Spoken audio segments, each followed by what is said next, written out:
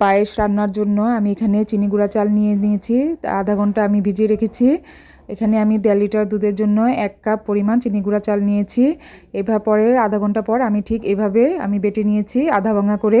তারপরে এখন আমি 1.5 লিটার দুধের মধ্যে 1 কাপ পরিমাণ গুঁড়া দুধ দিয়ে দিয়েছি। দিয়ে তারপরে ভালোভাবে মিশিয়ে নিব এবং ভালোভাবে মিশাতে হবে, তাহলে গুঁড়া দুধটা আর ছাঁকড়া ছাঁকড়া হবে না। আমার মিশানো হয়ে গেছে। এখন আমি 2টি তেজপাতা, 2টি দারচিনি, 4টি এলাচ দিয়ে দিয়েছি ও এলাচগুলোর মুখ আমি ফাটিয়ে দিয়েছি। ফাটিয়ে দিয়ে এক বলক উঠিয়ে নিব দুধটা এক বলক উঠানোর পরে তারপরে এখন আমি চালের সাথে দুধটা মিশিয়ে নিব। সরাসরি আমি চাল দিয়ে দিব না, তাহলে চালগুলো একটু দানা বেঁধে যাবে। আমি এভাবে দুধের সাথে চালটা ভালোভাবে মিশিয়ে নিব। মিশিয়ে নেওয়ার পর তারপরে আমি দুধের মধ্যে চাল দিয়ে দিব।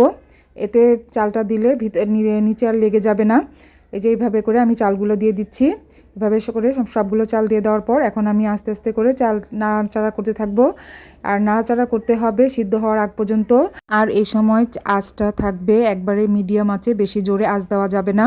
এভাবে করে চালটা ফুটতে থাকবে। এই যে চালটা আমার ফুটে গেছে এবং দুধটা একটু ঘন হয়ে গেছে।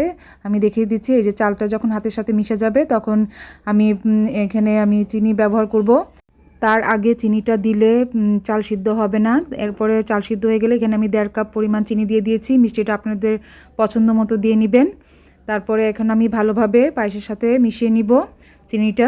এভাবে করে মিশিয়ে নিতে হবে। এই অবস্থায় আপনারা সামান্য পরিমাণ লবণ দিয়ে দিতে পারেন, তাহলে মিষ্টির পরিমাণটা সুন্দর ব্যালেন্স হবে। তারপরে এই যে আমার মেশানো হয়ে গেছে। এখন দেখুন একটু পাতলা হয়ে গেছে।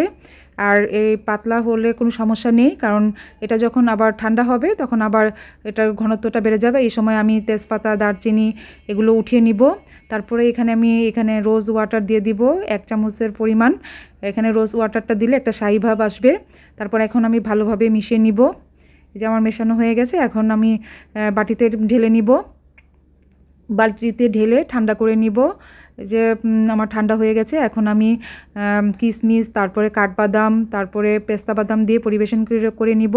আপনারা আপনাদের পছন্দ মতো পরিবেশন করে নেবেন। এভাবে করে আমি পায়েসটা রান্না করে থাকি। আর এটা খেতে খুবই মজা হয়। আপনারা একবার হলেও ট্রাই করে দেখবেন।